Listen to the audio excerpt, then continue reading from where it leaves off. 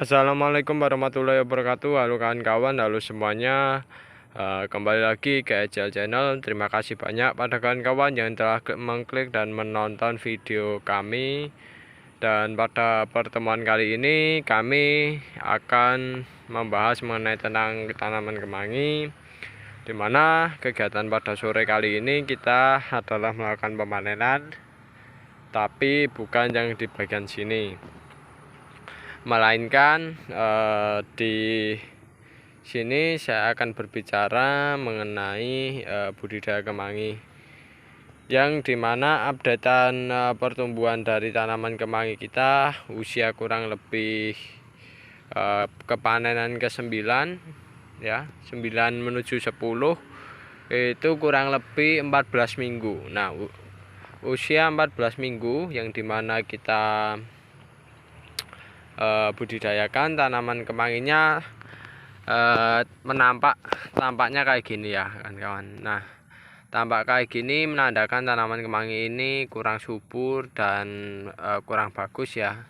Dan ini seharusnya kedepannya itu tanaman kemangi kayak gini itu kita lakukan namanya pemangkasan ya, bagian pangkal atau pencabutan. Tapi menurut saya lebih bagusnya nantinya adalah dipangkas atau dipotong dengan menggunakan gunting pangkas ya, semacam itu, untuk tanaman kemanginya tidak produktif kembali. Tapi besok kami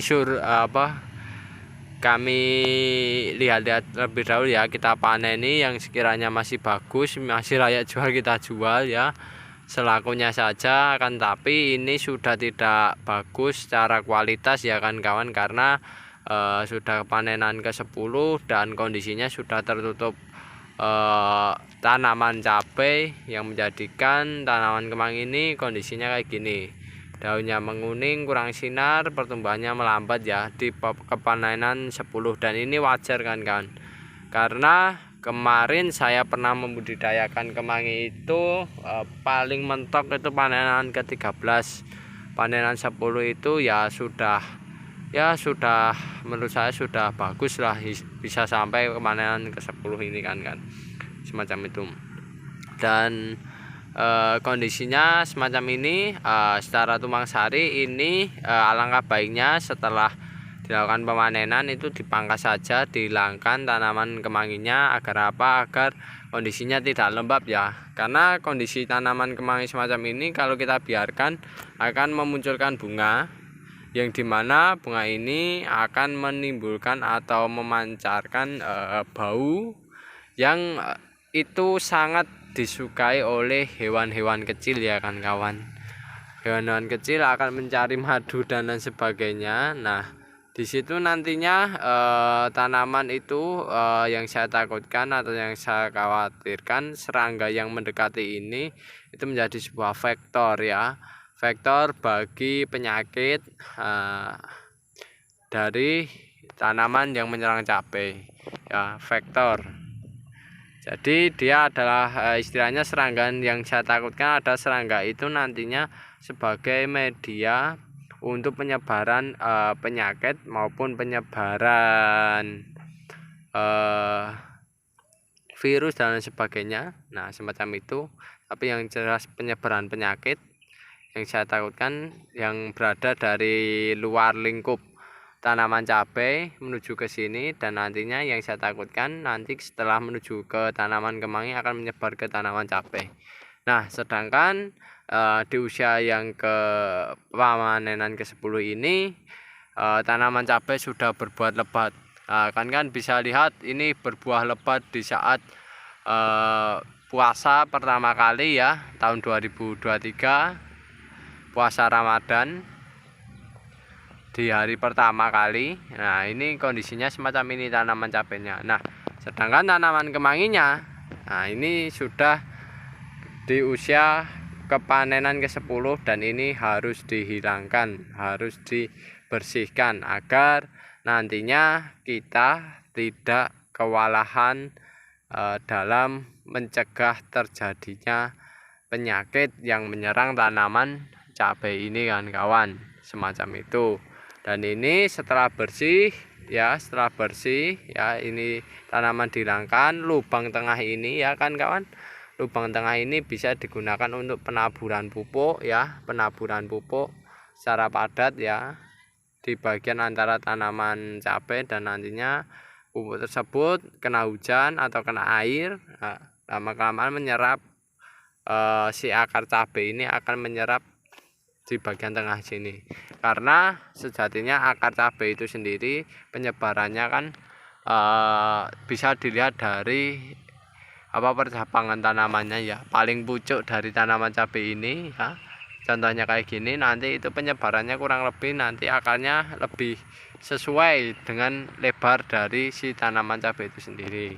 Dan itu lebar tanaman yang ada di atas ini sudah berada di tengah-tengah ya, berada di bawah ya, di atas dari berada di atas dari tanaman kemangi, menandakan akarnya itu arahnya kurang lebih segitu kan kawan, semacam itu. Dan ini cocok banget nantinya kita bersihkan digunakan sebagai penaburan pupuk.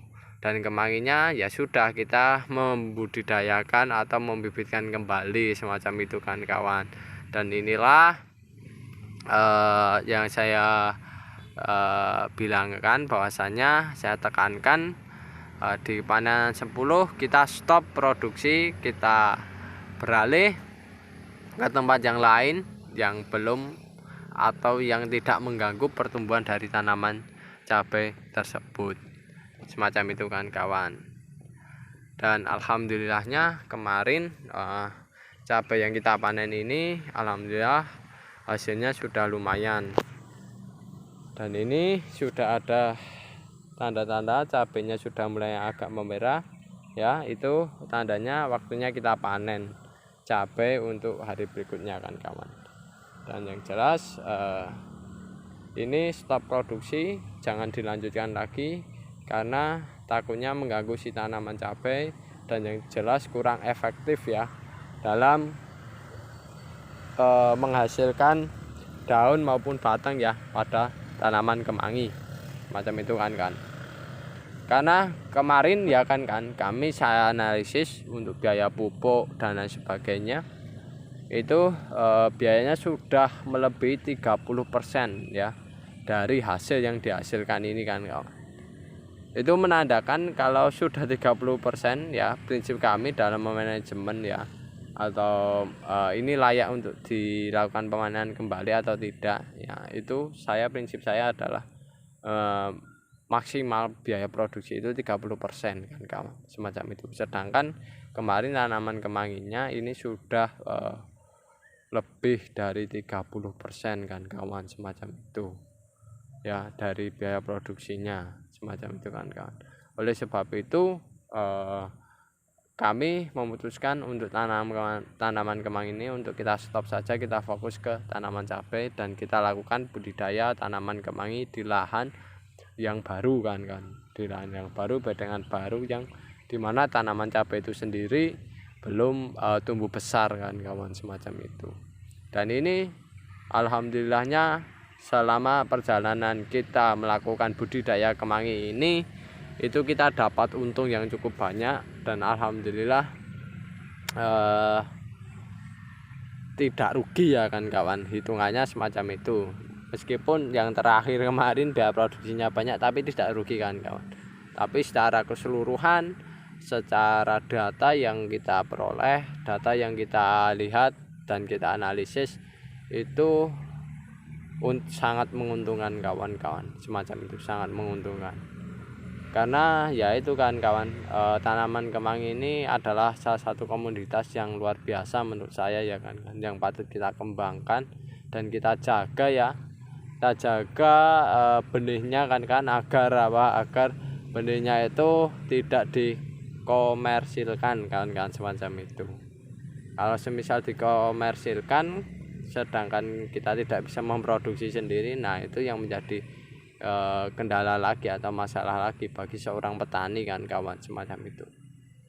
Dan yang jelas itulah informasi yang bisa saya sampaikan pada hari ini, pada saat ini. Semoga informasi ini bermanfaat Semoga kawan-kawan bisa menambah wawasan ya kan kawan pada tanaman kemangi yang menguntungkan sebelum cabenya berbuah, dan tanaman cabai yang menguntungkan setelah kemanginya selesai berproduksi, semacam itu. Oke, jika ada kekurangan maupun kesalahan dalam pembuatan video kali ini, kami selaku pembuat video mohon maaf yang sebesar-besarnya, dan yang jelas jika ada hal yang bermanfaat monggo dipergunakan sebaik mungkin. Semoga ilmunya dan pengalaman yang bisa saya bagikan ini barokah, dan yang jelas bisa mendapatkan rezeki yang lebih ya bagi kawan-kawan semua yang membudidayakan tanaman kemangi maupun cabai. Oke, sekian, terima kasih. Wassalamualaikum warahmatullahi wabarakatuh.